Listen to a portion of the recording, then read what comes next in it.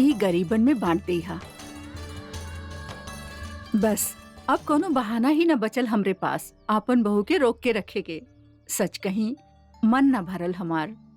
आप मन छोटा मत करी मासा, बस कुछ दिन के ही बात बा, फिर तो जोधा सदा खातिर आपके घर के हो जाई। नजर न लगे हमार जोधा के।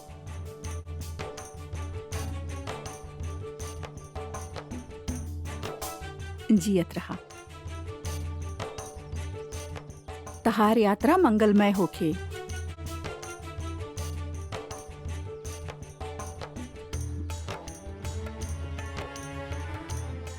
भाभी सा, ए ली भाई सा की तरफ से एक छोट से भेंट, हमेशा पहन के रखिए।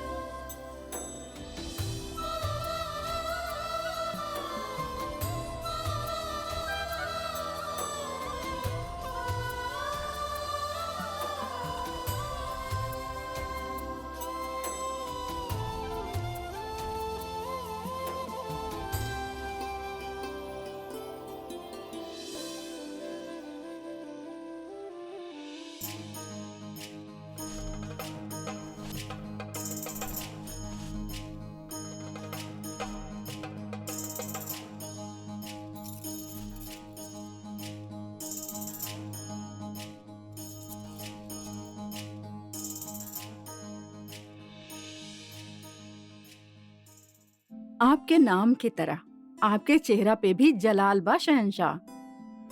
आपका शहंशाह कहे खातिर केहू के आपके सर पे ताज देखे की जरूरत ना है। जब तू हमार तारीफ करेलू तब हम समझ जाएली कि तोहरा कुछ चाहिए। बोला का चाहिए तोहरा के? हम आपसे कुछ मांगे ना आइल बानी, कुछ देवे आइल बानी। का? एक खबर। आपके बांदी फरीदा, सुनले बानी कि वो आपके बच्चा के माँ बने वाली बिया।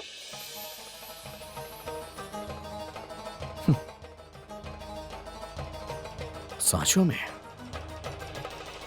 का खूब खबर सुनेले बाड़ू तू हमरा के रुकैया। हम वालिद बने वाला बानी।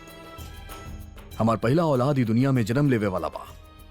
फकीरन के खैरात बांटा जाए, भूखन के ई तरह दावत दी जाए कि ता उम्र बीत जाए, लेकिन सिर्फ ही दावत के याद से उनकर पेट भरल रहे। शहंशाह खुश होके ले, पर इतना जल्दबाजी ना हमारा का। फरीदा के 3 महीना गुजर चुकल बा। 3 महीना।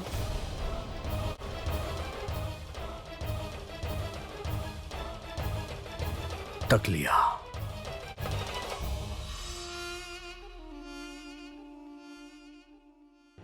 तीन महीना पर वो दौरान तो हम आगरा में मौजूद रहनी ही ना रुकैया। शुक्र बा आपके समझ पे आपके खुशी के पर्दा न पड़ल। अब पिछला 4 महीना से आगरा में ना बानी शहंशाह। अभी जानल बहुत जरूरी होखेला कि कौन फकीर आपके थाली से दावत उड़ा ले गई। पर वो तो कहले रहली के कि वो अनछुई है, पाक है।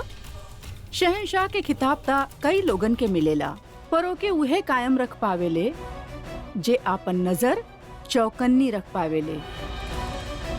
अब आपे तय करी कि आप फरीदा के नजर चुरावे के इनाम देहब या अपन पैनी नजर के सजा।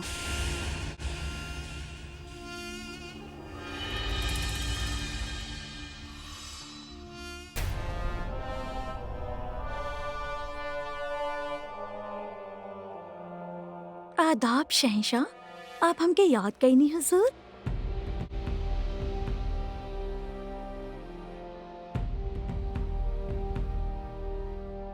हाँ फरीदा, आज हमके याद आइल के हम आपके साथे कुछ हसीन पल गुजर ले रहनी। मुबारक हो के फरीदा। तू हमके बतावा या ना बतावा, पर शहंशाह के तक खबर मिल गईल कि तू सल्तनत के ओकर वारिस देवे वाला बाड़ू। शुक्रिया बेगम साहिबा। हम तो खुद आपके हुजूर में आके आपकी खुशखबरी देवे के चाहत रहनी।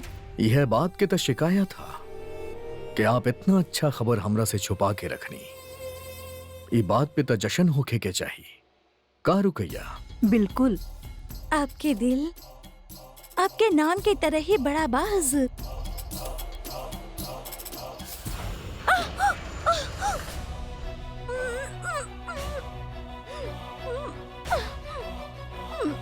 सच सच बतावा, ई केकर औलाद हा? ना तो ई बच्चा अपन बाप के नाम लेवे खातिर ई दुनिया में ना आई। बतावा एकर वालिद के नाम।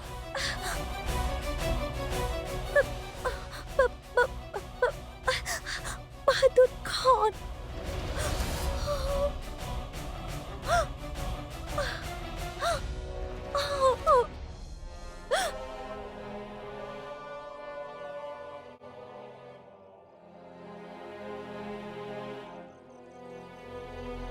फरीदा, घबरा मत, कुछ ना हो कि तोहरा। हमनी के मोहब्बत ही हमनी के बचाई।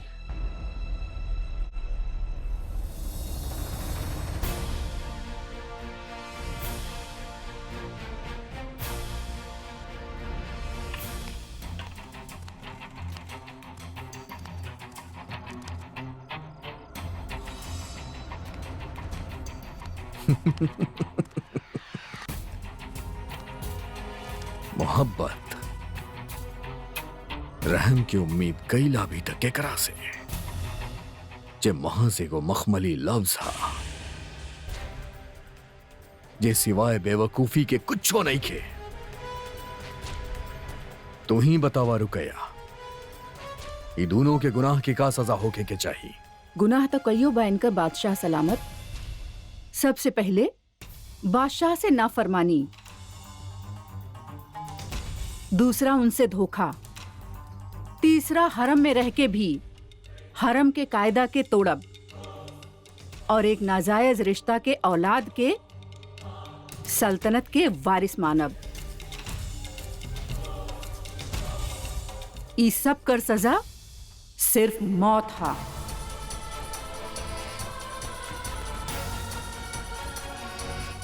आपके जे सजा देवे के बाद अब हमके दी बादशाह, इनके बख्श दी।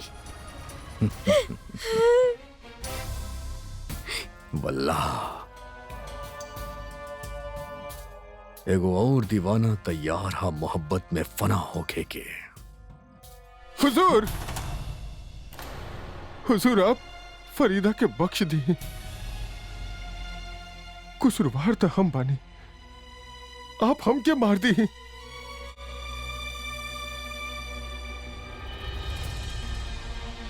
आग दोनों तरफ बराबर के लागल बा। एक दूसर पे मरे वाला आज एक दूसर के साथ मरे चाहता रे। अब तू ही बतावा रुकैया, हम पहले केकरा के मारी, एकरा या एकरा? कहे कि मरे तो दोनों के बा। शहंशाह, हमके लागता कि ई दोनों के साथ में कत्ल कइल जाए।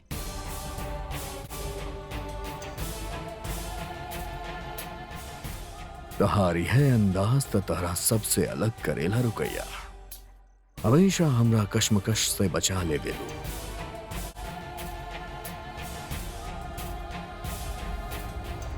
जलाल,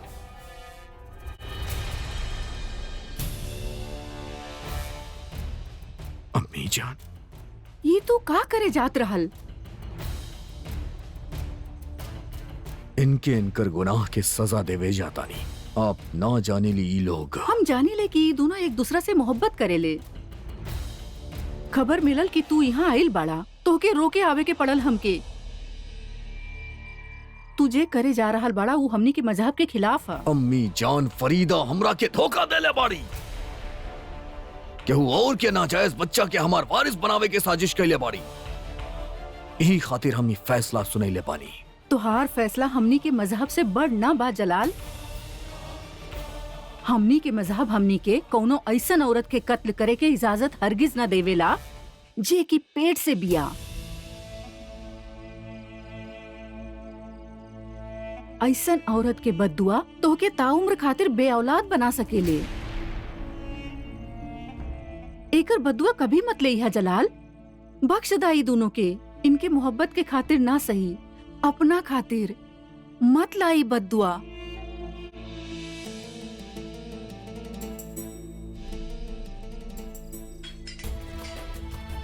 इनके हम आपके खातिर बख्शतानी, ना तो जलाल के धोखा देवे वाला के दोबारा जिए के मौका ना मिलेला।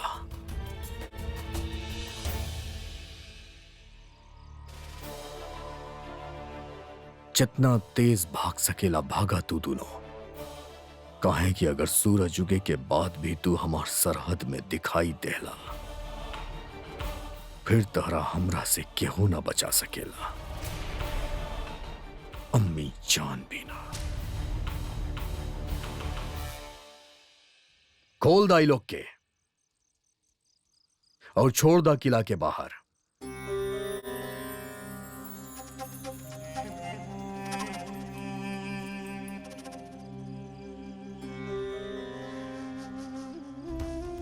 शहंशाह, हम दुआ करब कि खुदा आपके भी मोहब्बत बख्शे, आपके भी जिंदगी में कोई ऐसा ना आवे जो आपके खातिर जिंदगी से बढ़ के होके,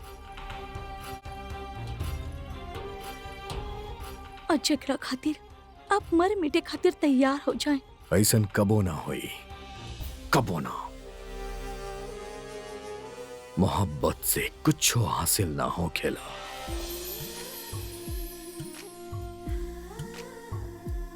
सब कुछ मिल जाला जब प्रेम हो खेला। प्यार तो भगवान के देना, जियती जी मानो स्वर्ग है। जहन्नुम में ले जाएली मोहब्बत। अगर आज अम्मी जान ना होती तो एक पल में तहार जिंदगी खत्म हो जात। प्यार के एक पल 100 जन्म के बराबर हो खेला। प्यार कुछ भी कर सकेला, जल्लाद के इंसान बना सकेला। इंसान के कैर बना देवेला मोहब्बत। प्यार से ही जीवन पूरा हो खेला। यह मोहब्बत के वजह से जिंदगी अधूरा रह जाला।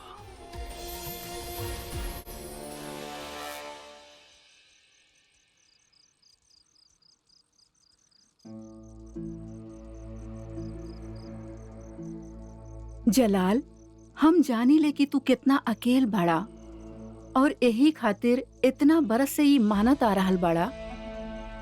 ई साबित करे चाहत बाड़ा कि मोहब्बत नाम के कोनो चीज ही ना हा, पर मोहब्बत होके ले। ई बात के एहसास तोके तब होगी जब मोहब्बत तोके छुई। जब तक मोहब्बत ना करबा, वालिद ना बन पाईबा।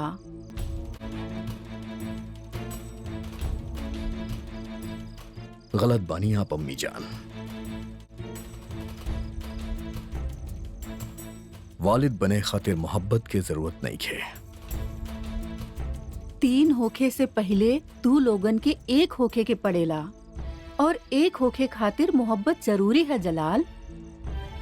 ई बात के आज ना तक कल तोहके कबूल करे के ही पड़ी।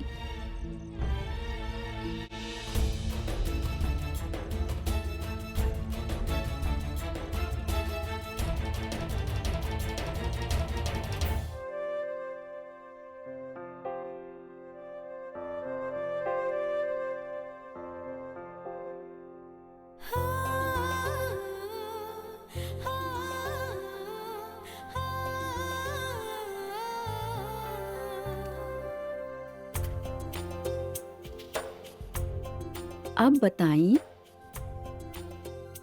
ऐसन कौन सा मसला हा जे हमार जलाल के चेहरा के नूर ही हटा देहलस?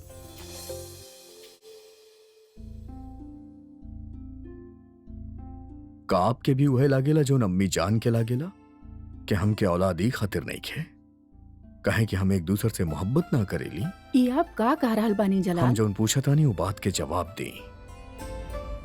का हमनी एक दूसरे से मोहब्बत ना करेली ई खातिर? लागत आपके मोहब्बत पे यकीन होखे लागल बा। कम से कम आप तो हमरा से बेफजूल के बात ना करी। सबसे बेहतर जाने ली आप हमरा के, जाने ली आप के हमके मोहब्बत पे यकीन नहीं खे।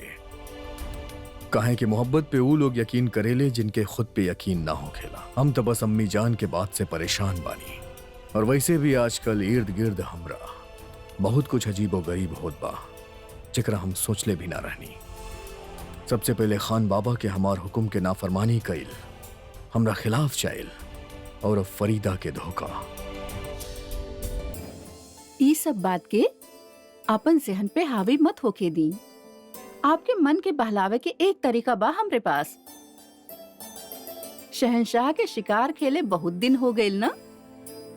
हुजूर हुक्म देवे ता कल ही कूच करी।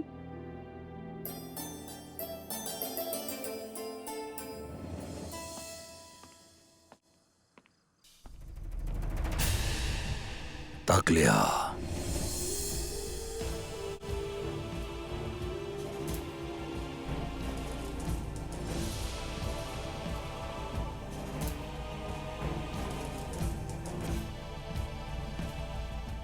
वजीर आला के आदाब।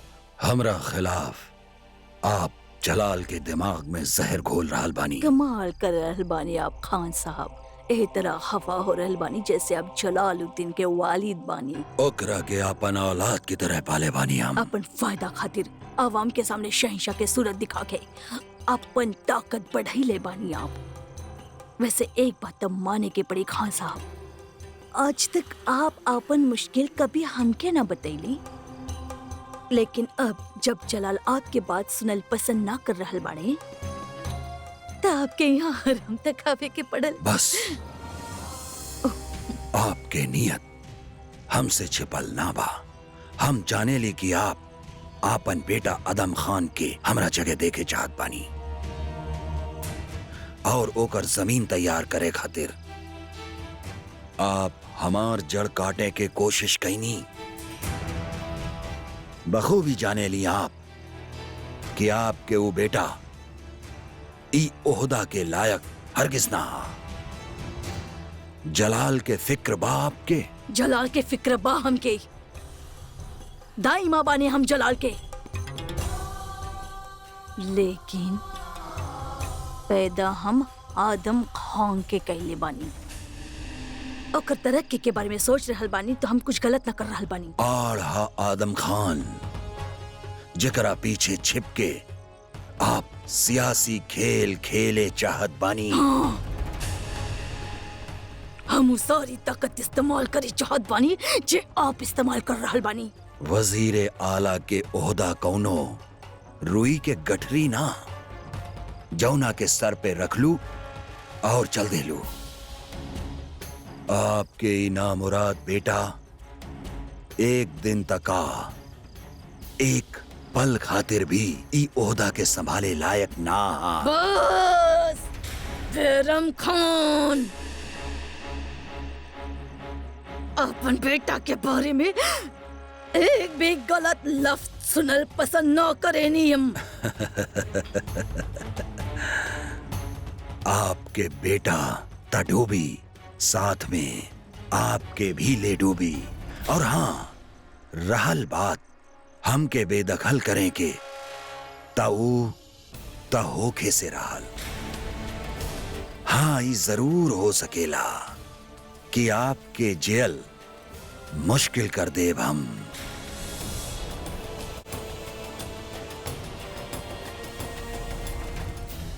आपके मक्का शरीफ बेच देब हम महामंगा।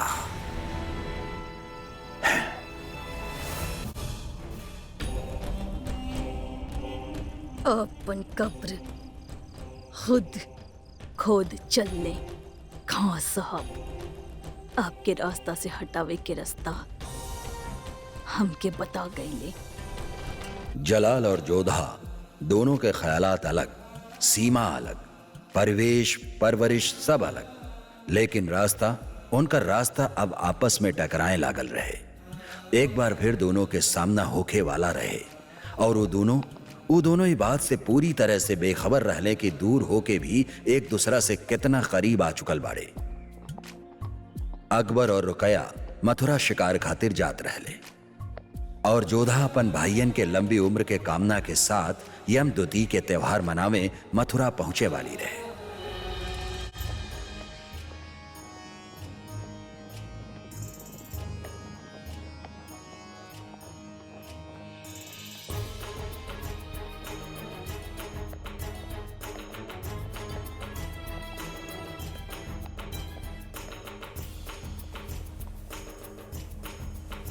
अरे रोकी रोकी, पालकी रोकी। ये पालकी काहे रोक देला? कुंवारी सा के हुकुम हा कुंवर।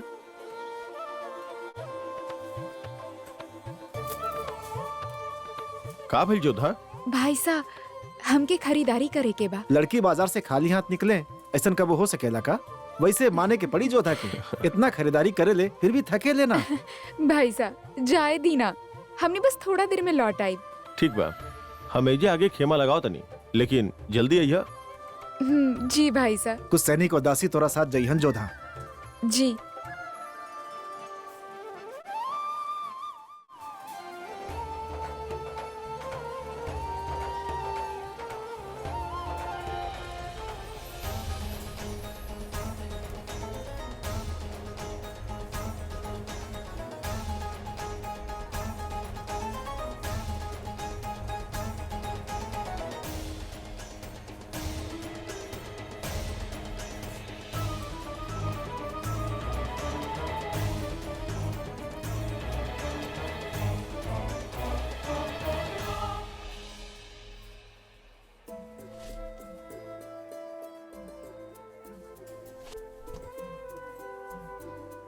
का मोल है चुनरी के? 75 मोहर। 75? हीरा जवाहरात से जड़ी बा का? ई त लूट हा। 20 मोहर से ज्यादा के ना बाई चुनरी। छोड़ी, हमने कहीं और से ओढ़नी ले ले। चली जोधा। अरे जब खरीदे के हैसियत ही ना बता आवे ले ही कहे। तू लोगन की जगह अगर मुगल शहजादी होती तब बिना दाम पूछ ले ही ले जाती।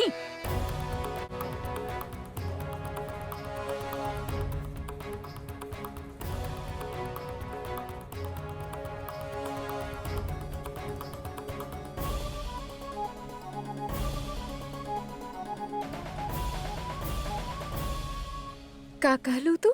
सुनाई ना देहलस? एक कारीगरी के कीमत ना सिर्फ मुगल ही जाने ले। और ये चुनरी मुगल बादशाह के बेगम पर ही जची। का दाम बतैले रहलू तू एकर? 75 मोहर। अब 150।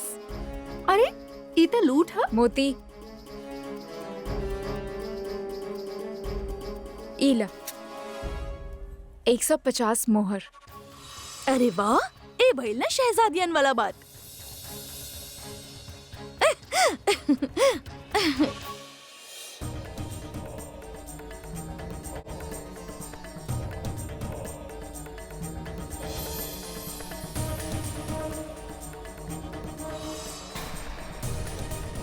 ई ओढ़नी कोनो मुगल बादशाह के बेगम से ज्यादा हमार मोती पे खिली।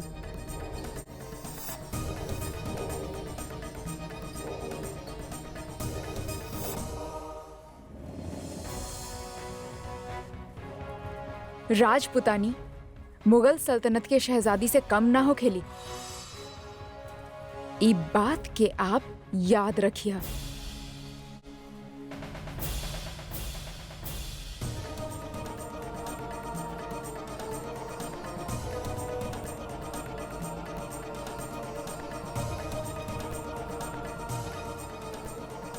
के रहे ये गुस्ताख लड़की जे मुगलन के मजाक बना के चल गई। जी कोनो राजपुतानी रहे।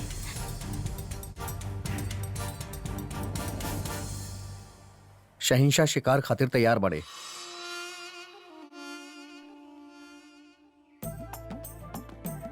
जल्दी जल्दी चली जोधा, कुंवर साहब बहुत नाराज हो रहा लोग हैं। एक ओढ़नी लेवे में हमने कितना समय लगा देनी।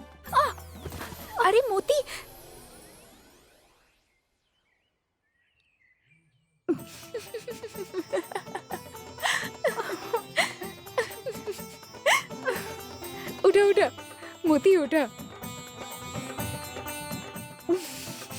हमार चेहरा देख के हंसी आ रहा बिया ना आपके? अरे ना ना, तार चेहरा देख के हंसी ना आ रहल बा। ई 150 मोहर के ओढ़नी देख के हंसी आ रहल बा। देख कैसन मैला हो गई। ओढ़नी के फिकर बा, हमार ना। अच्छा अच्छा, अब रोवे मत लग जाइए। अरे देखा वहाँ पे तालाब बा। एक काम कर, वहाँ जाके अपन मुंह और ये ओढ़नी धोआ। जा जल्दी करा।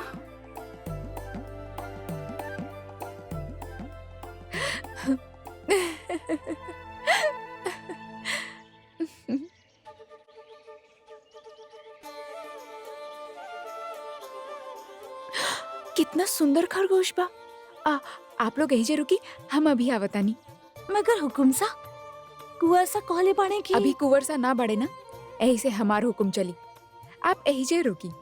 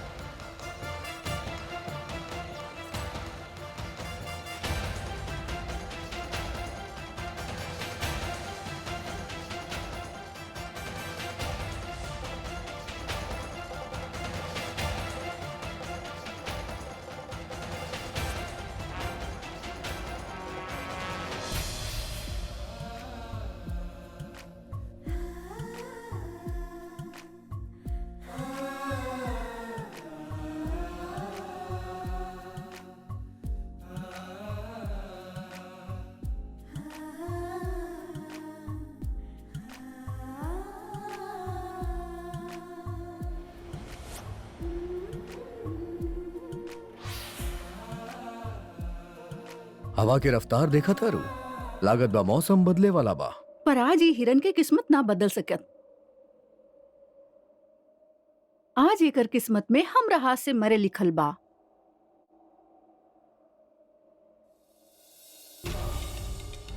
नजर निशाना पे रुकैया। कहें कि अगर तुहार निशाना चूक गईल तई हिरन तोहरा के दूसर मौका ना देगी। दूसर मौका तो हम एके ना देब। ये इतना आसान ना हुई।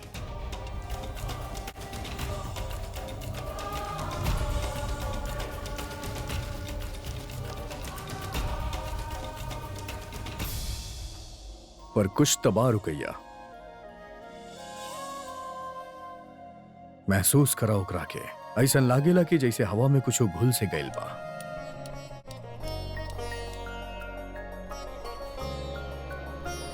आप हमके भटकाई मत शहंशाह। हमारा निशाना चूके के ना चाही।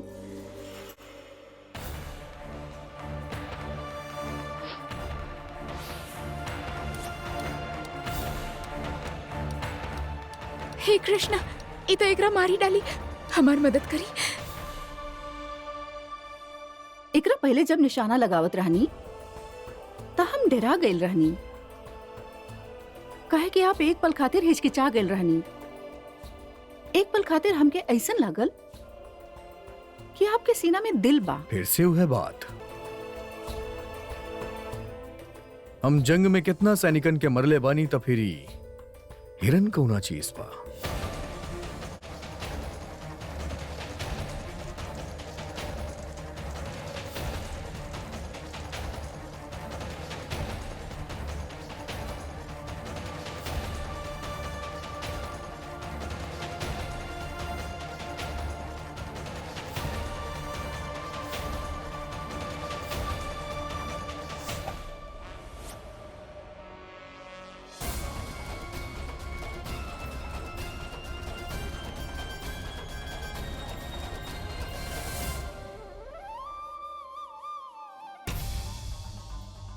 चूक गए। ऐसन कैसे हो सकेला? हम दौड़ रहल हिरन के मार गिरेले बानी, त आज ही चूक कैसे हो गई? हम कहनी ना कि हवा में कुछ भूल गए बा।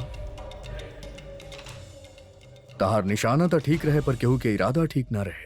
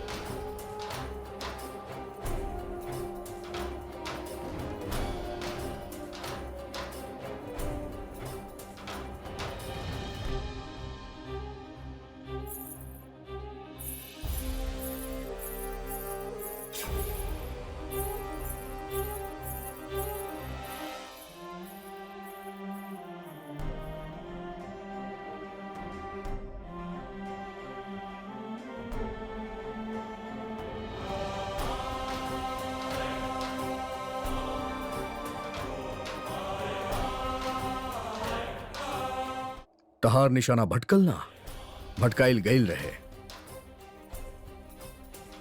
जानवर आग के मुंह से भागेले और केहू यहां पे आग लगैले रहे ओकरा भगावे खातिर। ऐसन करे के जरूरत के कैलस? के रहे पता ना, लेकिन हम ओकरा भागत दिखले रहनी। लागत बा वो हिरन के बचावे चाहत रहली और तू ओकरा मारे। वो जीत कैली। खाक जीतलू बुजदिल कहीं की। अगर हमरे सामने आवत त उही के शिकार कर देती हम। लागत बा से बड़ शिकार हमनी के इंतजार करता।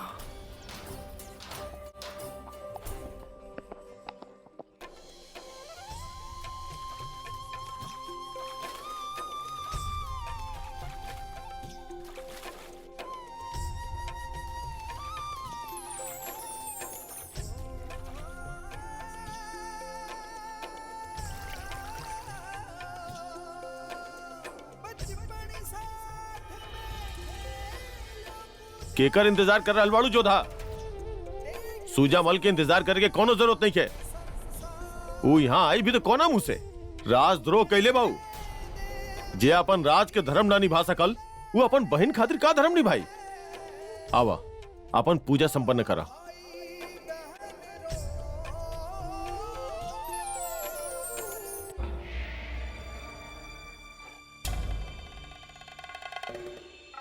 यह मौका हा निहत्था बड़े। युद्ध में हमनी के पुरखन के ये आमेर वाले मरले बड़े। आज ये लोग के ना छोड़ा, घेर लाई लोग के।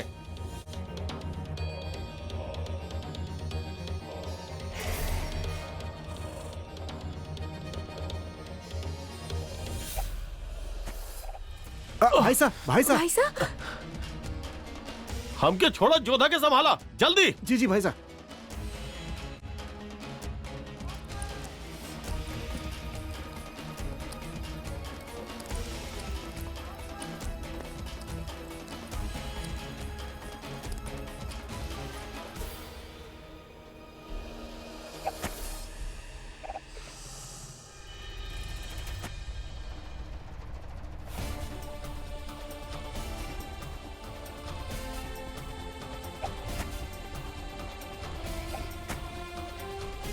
सुजामल भाई साहब।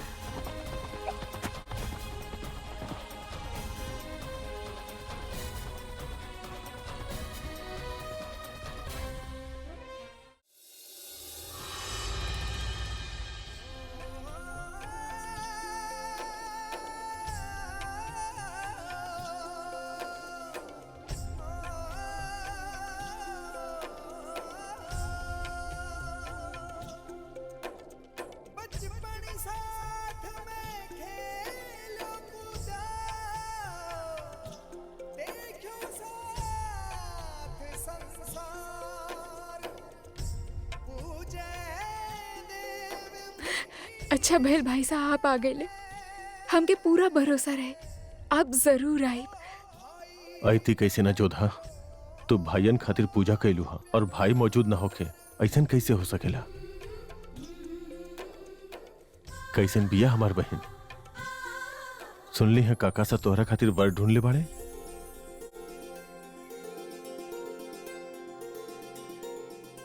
आपके याद बा भाई साहब, बचपन से ही आप कहत रह लेना भाई साहब कि हमरा खातिर वर आप चुनिए।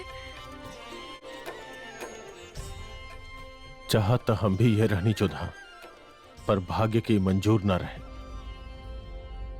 वर ढूंढल तो दूर, अब तो शायद तोहर विवाह में आवे के मौका भी ना मिले।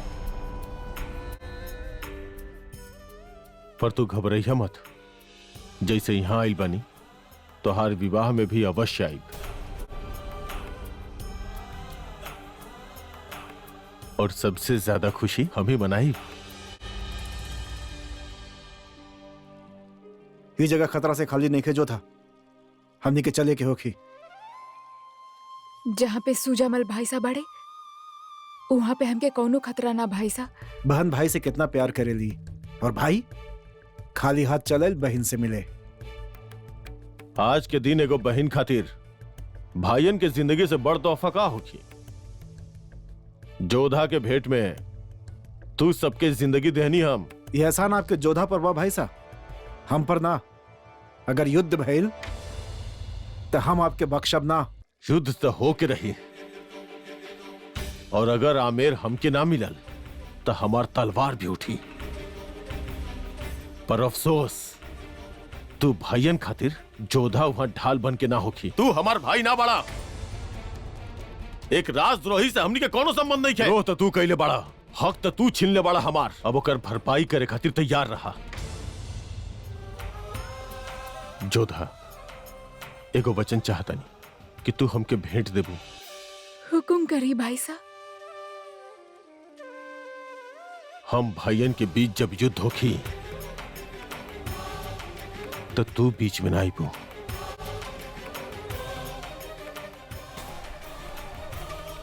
चलो यम द्वितीय के रस्म पूरा कल जाए।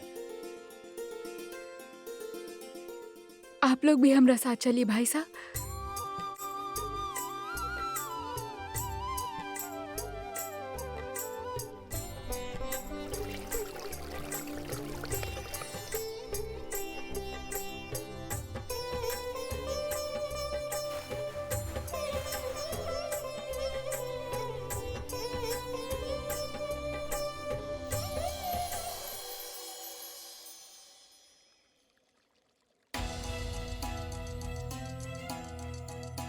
अगला मुलाकात युद्ध के मैदान में होगी। तैयार रही है, हम अपन आमेर वापस लेवे जल्दी आईब।